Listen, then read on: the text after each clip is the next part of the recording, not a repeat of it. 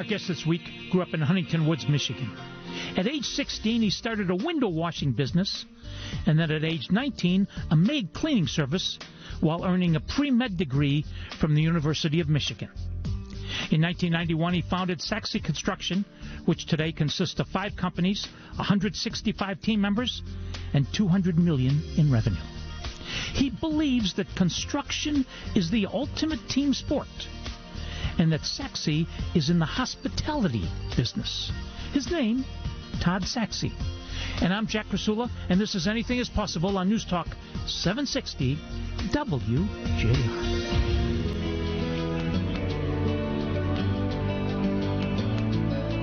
I'm Jack Krasula. This is Anything is Possible, and we're talking to Todd Sachse, who founded Sachse Construction in 1991.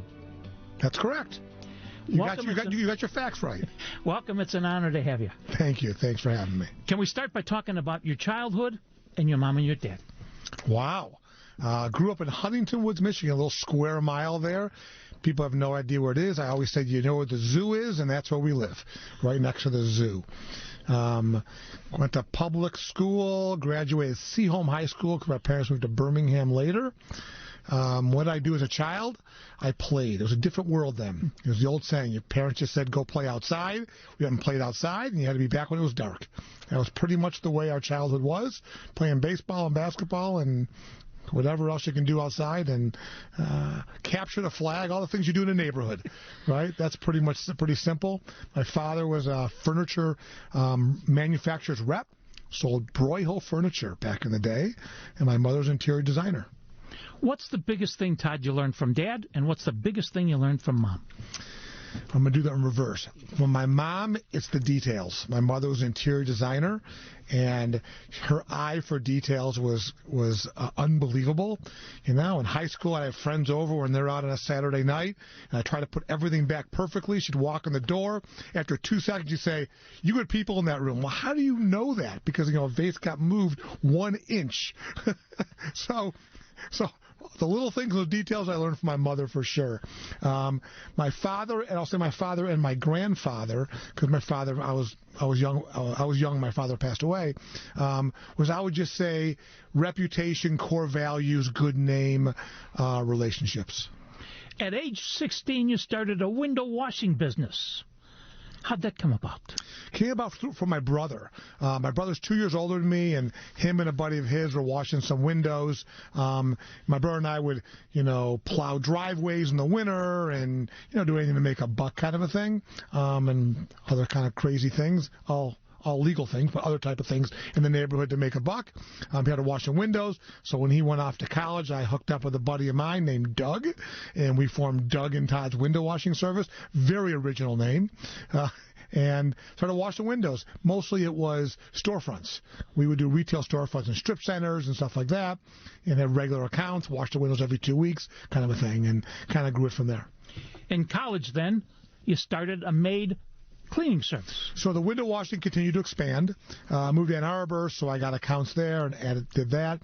And then our junior year, me and 2 of my buddies, one of my roommate, another buddy of mine who lived in the same apartment building, with this crazy idea to start a maid service. The idea was actually for it to be a student maid service. We figured the students would want somebody to clean their houses and apartments. We very quickly learned that they don't want to, and they couldn't spend the money.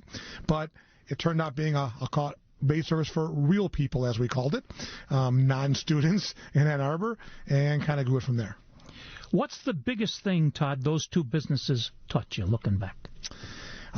People, and people.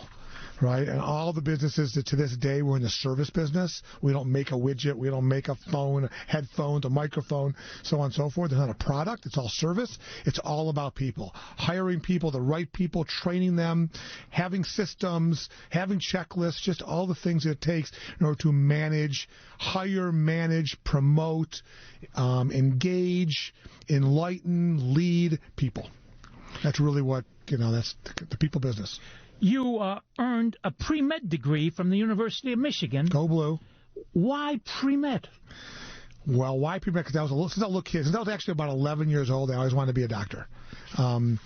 I always said I wanted to be either an orthopedic surgeon or an ophthalmologist. I wanted to be a surgeon, like working with my hands. I'm a potter by hobby, I would say. And that was just, I mean, it was like no doubt in my mind I was going to go to med school and be a doctor. It was pretty much determined in my mind. Looking always. back, you went from pre-med to construction. How did that come about? Actually, I went from pre-med to washing windows and cleaning toilets. That was really the decision that was made. And then I guess you would say 6 years later, after college, 1991, as you mentioned, I started. Well, to back up, I lived in Ann Arbor. I started buying student rental properties right after I graduated college in Ann Arbor, and renovate the kitchen and manage them, so on and so forth.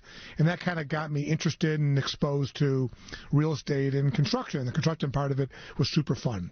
So in 1989, had an opportunity to build an apartment complex in Ann Arbor with some other guys that I had met.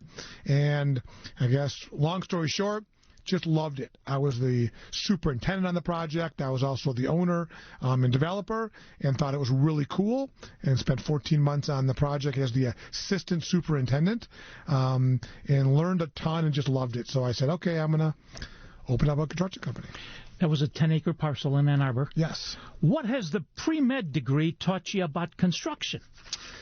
So I would go back and say it's not necessarily the degree, though I love science and math. That was kind of my, I'll call it skills, and I still do love the sciences and so on and so forth. It's really more about thinking. You know, I always say a college degree, whatever your degree is, whether it be a math and science degree or a liberal degree or communications, whatever, it does a couple things. Number one, it teaches you how to learn. You learn how you learn. So remember, all of our business and all of our industries, it's always changing. So you have to be able to learn. So I just look at my 4-year degree as that I learn how I learn, and I learn to learn. So as things get exposed in our businesses and in life, I've learned the skill to learn.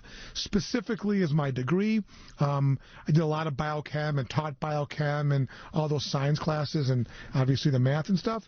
Maybe it was more about process and understand about, process and systems and that things have to work, and that the old circle of life concept, that everything's connected and all kind of means something. Was it Newton's second law that every action is the equal and opposite reaction? Just kind of call some of those basics. I think they help. We're talking to Todd Sachse. When we come back, we're going to ask him how it was he founded a construction business in 1991. And I'm Jack Krasula, and this is Anything is Possible on News Talk 760 WJR.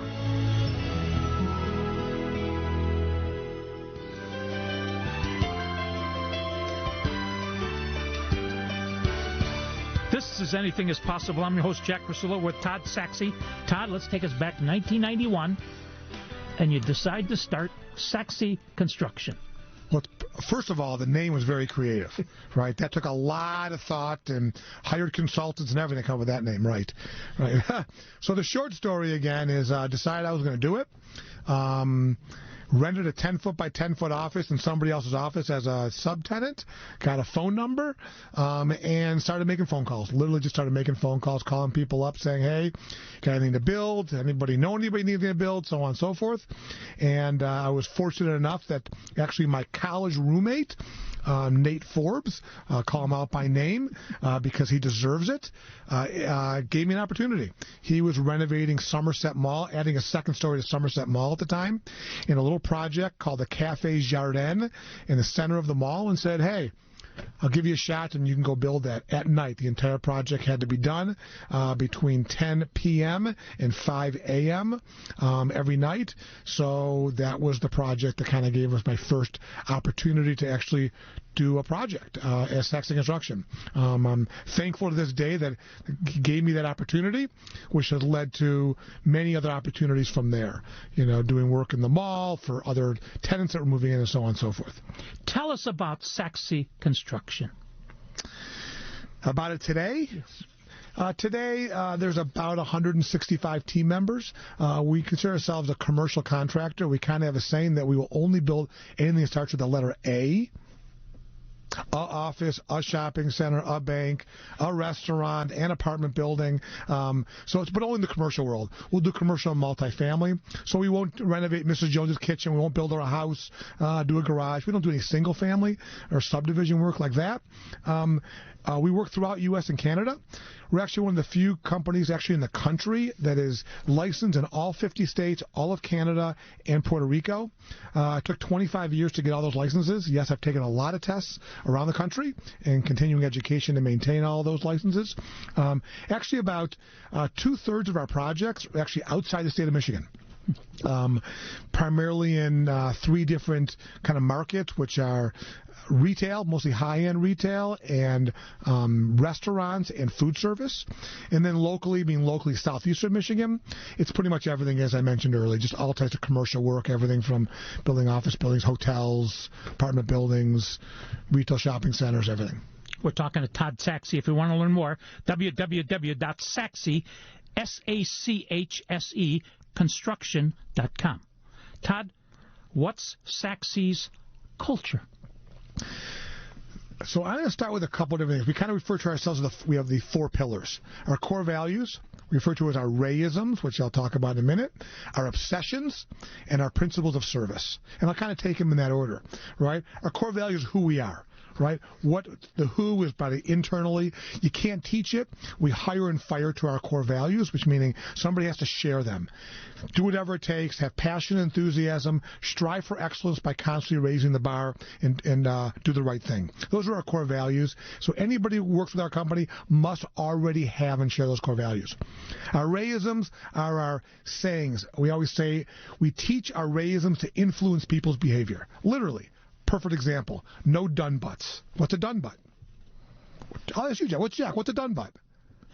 I'm done, but.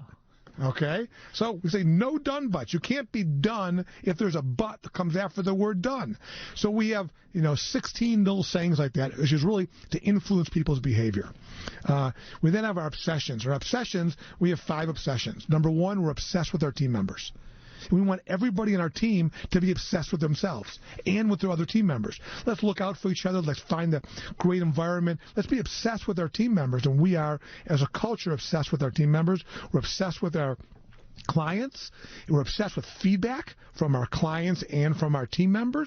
We're obsessed with innovation, always looking for a better way. Innovation is not always technology. Everybody thinks that innovation is technology. And we're obsessed with training. And then our 4th pillar, as I mentioned, which is I call our principles of service. As you mentioned earlier in the introduction, and that is we're in the hospitality business. We really are. Because when we do a project for somebody and somebody asks, how did it go with Sachse Construction?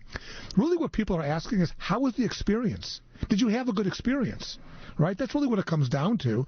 Because it's a process. It's not a product. So we have 10 principles of service that we teach. They're literally simple principles of service.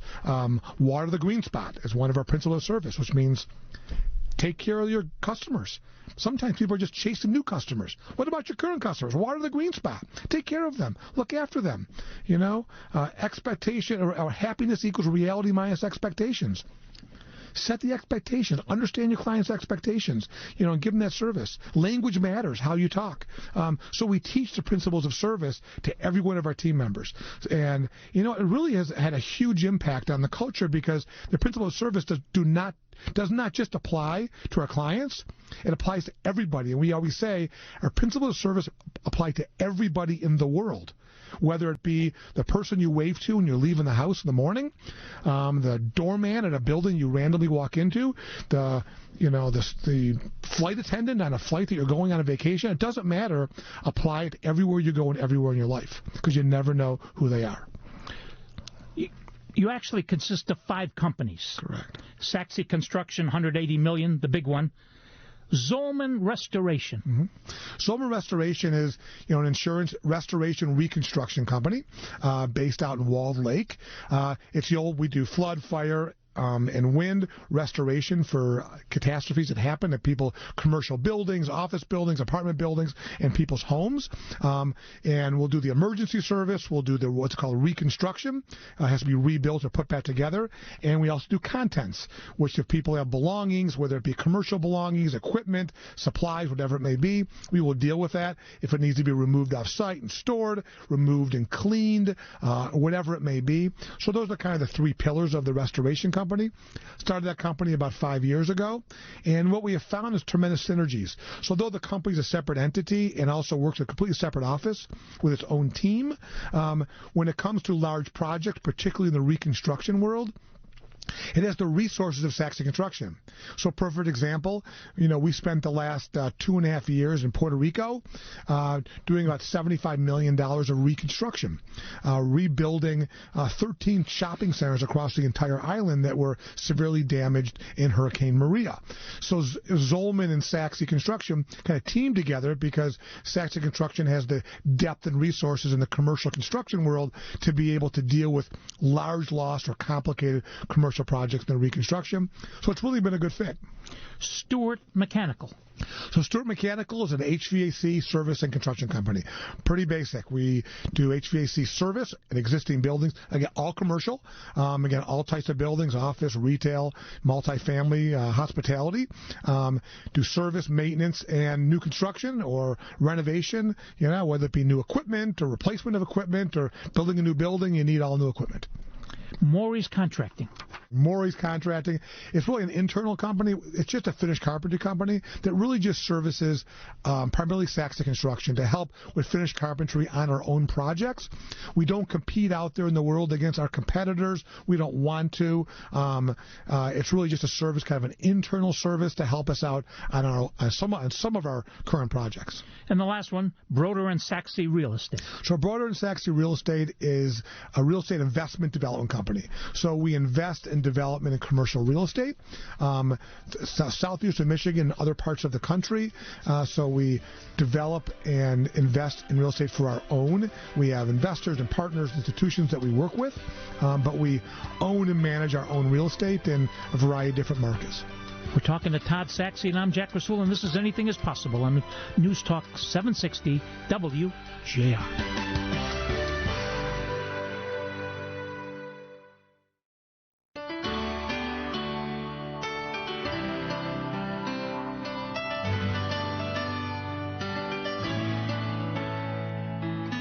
Welcome back to Anything is Possible. I'm Jack Krasula. We're with Todd Sachse.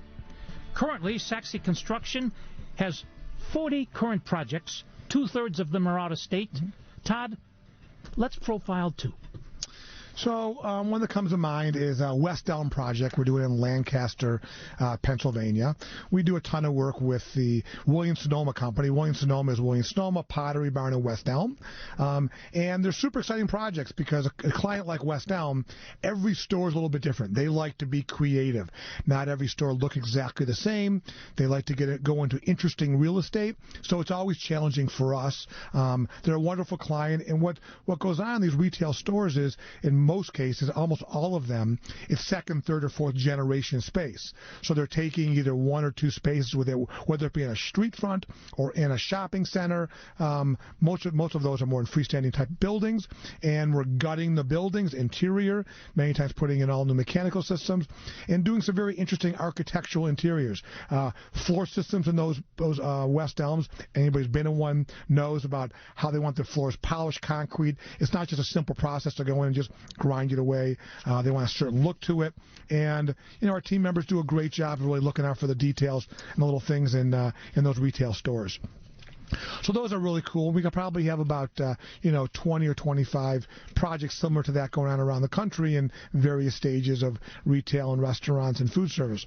And then locally, one that comes to mind is, I would say, we're finishing up 4 apartment buildings in downtown Detroit, or actually in Brush Park, part of City Modern.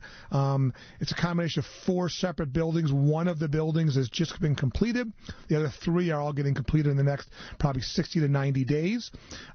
Super exciting projects. They range from, the largest one was 2 levels of underground parking. So we dug a giant hole, earth retention, very challenging environment, working in a downtown environment with deep holes and adjacent property neighbors on all 3 side or public streets, getting the concrete out of the ground, getting to grade.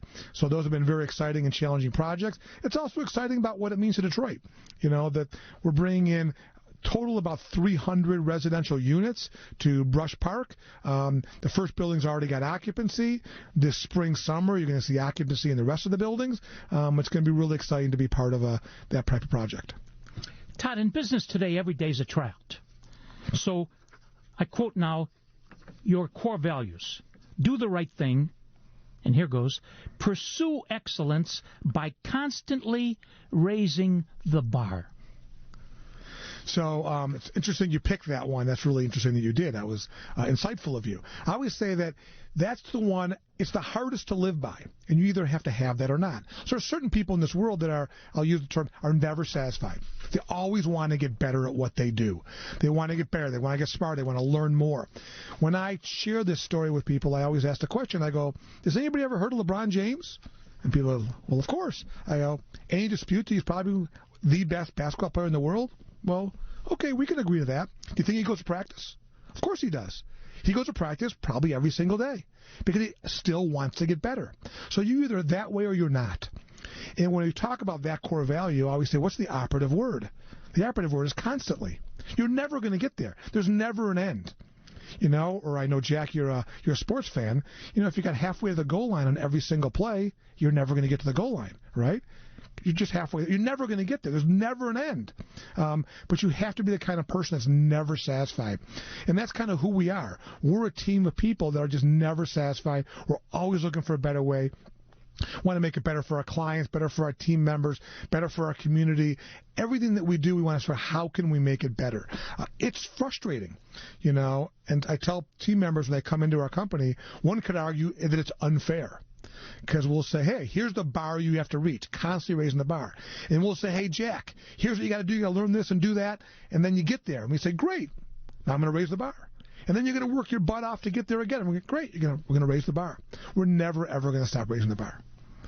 Your number one challenge, like every business, finding and retaining great people. Mm-hmm. You've got a construction academy. What are you doing to find them, create them, and keep them? So keeping them is the most important part, right? By far, which is creating an environment, a culture. The old saying, you know, culture will eat strategy for breakfast. I truly believe that. You spend the vast majority of your adult life and your waking hours at work, so why not make it great? And that's everybody's responsibility, everybody on the team's responsibility. It's not my responsibility solely. I'm one of 165 team members at Sachse that's responsible to make it a great place. Everybody's responsible. Make it fun, make it engaging, you know, challenge each other. As you said earlier, Jack, which is, as you shared, it's the ultimate team sport. Construction is, both internally and externally it is. So if you create that environment, and I really believe that particularly our young team members, they want a place that's challenging. They want a place that's got energy, that is always looking for a better way, that is not satisfied, that is trying new things. As Jim Collins wrote in his book, Great by Choice, he wrote, shoot bullets. You know, try different things, see how they work. And if it works, double down on it. Don't just do the same old, same old. So I think if you create that, you're going to retain people.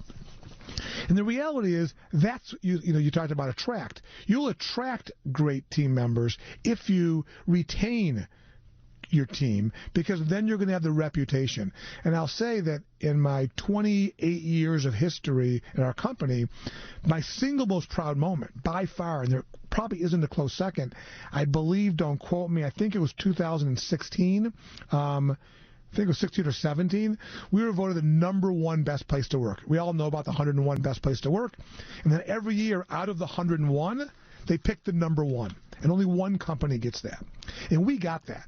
We got that, again, I forgot exactly which year it was. So to think about the 700 or 800, 900 companies that applied for it, and we were voted number one, and obviously, as those of you know, that comes from your team members. They're the ones who fill out the surveys and so on and so forth. So that was by far my most proud moment. Okay, I quote you now. As a follow-up to that, construction is the ultimate team sport. Right. So if you think about it, both internally and externally, but let's talk about externally because that's the part that most people see. You walk onto a job site, what's going on? it's a team. You got electricians and carpenters and plumbers and painters and pipe fitters and concrete setters and, tilers. You have all these people doing different jobs. It's no different than a football team or a baseball team. They all have different jobs in the field. And by the way, no minute is ever exactly the same as the previous one. There's no two football plays. There's no two basketball plays. There's no two baseball plays that have ever been identical. Ever. Every moment of every single game is different, and everybody on that team is playing a part. And that's what happens at a job site every day. And you have, people are playing their role, so they have to work together. They have to figure out how to get through that play in that moment amongst various different skills and different trades. And we look at our role as we're the team manager. We're calling the plays. We're the point guard on the basketball team. And that's what our role is as a construction manager and a general contractor. And then we have all of our players doing their role. So that's what's going on a job site. And then internally, it's the same things going on. Whether you're a pre-construction manager, a project manager, a superintendent, a project accountant, a project engineer, that team all has roles, and no one can do their job alone. Nobody can. It all has to be collaborative. So that's, quite frankly, I view work as every day I'm going to play a sport. We're talking to Todd Sachse, who at 16, he started a window washing business. Then at age 19, a maid cleaning service. And today, Sachse Construction, $200 million business. And I'm Jack Krasula, and this is Anything is Possible on News Talk 760 WJR.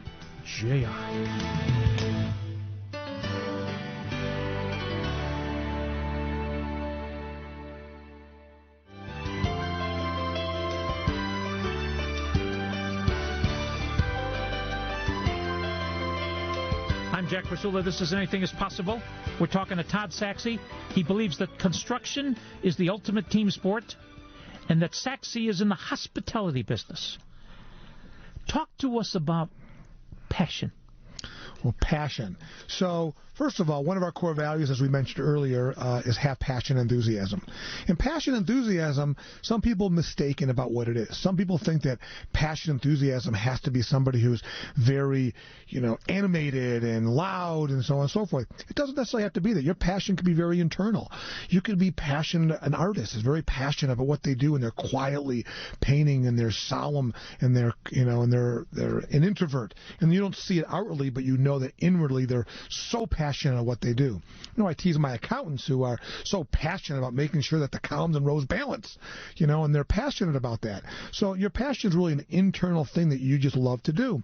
And one of my favorite stories actually is an interview that had Steve Jobs and Bill Gates on it, and somebody asked, the interviewer asked Steve Jobs about passion, and he talks about why passion is the most important thing, and I could never articulate as well as Steve Jobs can because he's incredibly articulate, but he talks about that if you don't have passion for something, then you can't overcome the challenges. No matter what we do in our business, no matter whether you're a school teacher or a radio host or a contractor or managing a retail store, it's hard. And there's tough days, there's tough moments. And if you're not passionate about it, you're not going to be able to persevere. You're not going to be able to overcome because it's not important enough to you. So if you are not passionate about something, any logical person, any sane person would quit. They would quit because they're sane. You're actually insane if you're not passionate about something and you keep going at it because it's too hard. So that's why we say you really have to have passion so you can overcome and persevere. And then you'll love it. And if you don't love it, you're not going to succeed at it in whatever it is. That's what I really believe is the higher order, as we say. When we had breakfast a couple weeks ago, you talked about the difference between I will and I want to. Mm-hmm. So I don't recall the details of that, but I'm going to go with it anyways, right? There's a difference between wants and needs, and what you will yourself to do, or what you will or won't do. One of our core values is do whatever it takes. So we say this is what you're responsible to do, and this is what you're willing to do. But some people say that's what I'm willing to do, but I don't really buy in the fact that it's what you're willing to do, because if you're part of a team, then you have to be willing to do anything that's asked of you in order to be successful successful within that play, that team, that goal, that moment of whatever it may be. When you talk about needs, if you're talking about what somebody's needs are or what they need to do, needs are, again, a matter of opinion sometimes. What is their needs and wants? In a company, you don't need everything, but you need to take care of the core focus. You got to take care of your team members. You got to take care of your clients. You got to do the right thing. That's what you need to do. Then you got to do a lot of wants. We want to make things better every single day. A couple of weeks ago, sure, Cranes had a luncheon where they said they honored the person of the decade, Dan Gilbert. Talk to us about Danny Gilbert. Well, how much time do we have left here, right? So I believe they will and they should write books, stories, and monuments to what Dan Gilbert has done for this city. His vision back in 2008 and 2009 when he made the decision to move his company here was not just about moving his company here. It's about a vision to bring Detroit back to some of its great times and to contribute to his legacy and to provide a great environment and community for not just himself. And some people unfortunately think that this is about money for Dan. I do not believe it has anything to do with money for Dan. I think it has to do with he truly, altruistically wanted to make a great place to the history of Detroit that him and his family and generation have grown up and that he grew up in. And we should all be blessed. I truly say that. I've given many presentations about why Detroit is happening and what's happened over the last 10 years. And, everything from the great work that Mayor Duggan has done and the governor and Lansing and what they did and what the bankruptcy did for Detroit, and not necessarily most importantly, but I would argue maybe most importantly, what Dan Gilbert did. And if there was not a Dan Gilbert, all the things that are happening here wouldn't have happened. I really believe that as a single person, Dan has done more for the city than any single person has done since Henry Ford. Henry Ford did what he did 100 plus years ago, and what Dan has done in this city in the last 10 years is at that same scale, and we will learn about it, and it will continue to grow for decades to come.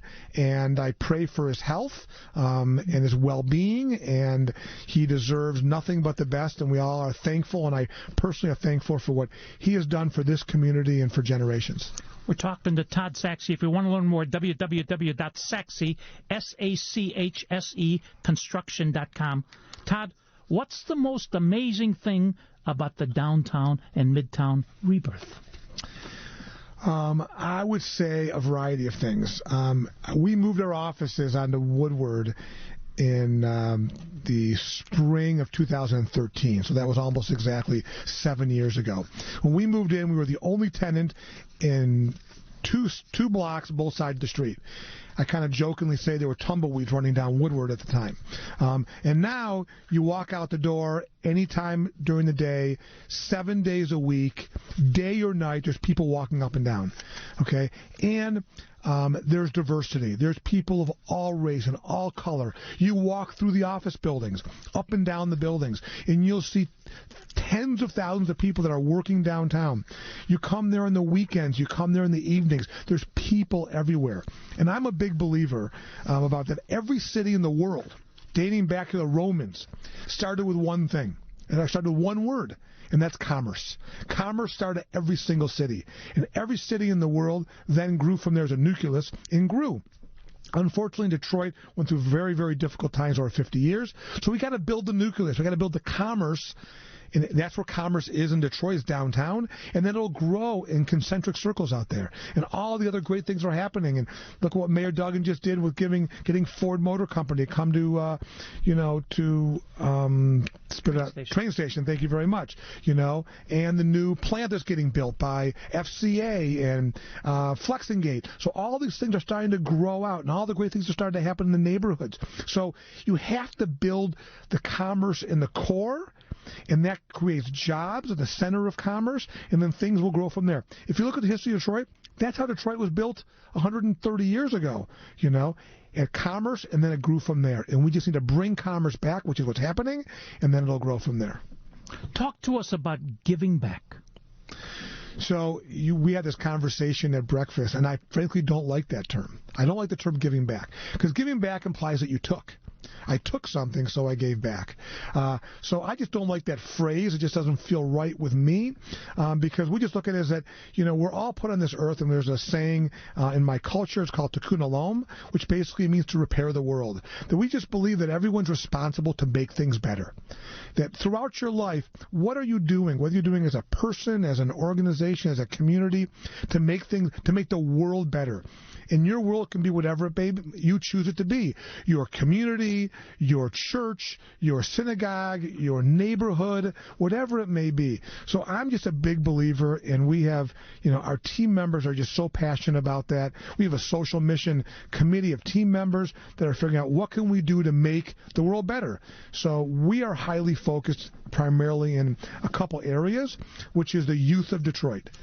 And a couple different areas. What can we do for the youth of Detroit in skilled trades, life skills, so that when they grow up, when they come out of high school, they have a place to go.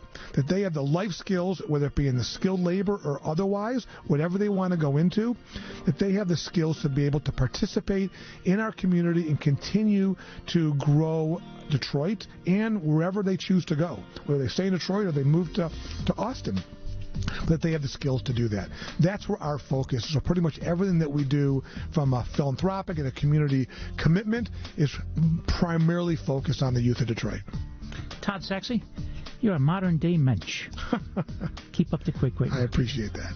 Please join us next Saturday. Until then, I'm Jack Krasula. Thanks for listening, and make it a great week, because with God, anything is possible. Spahom.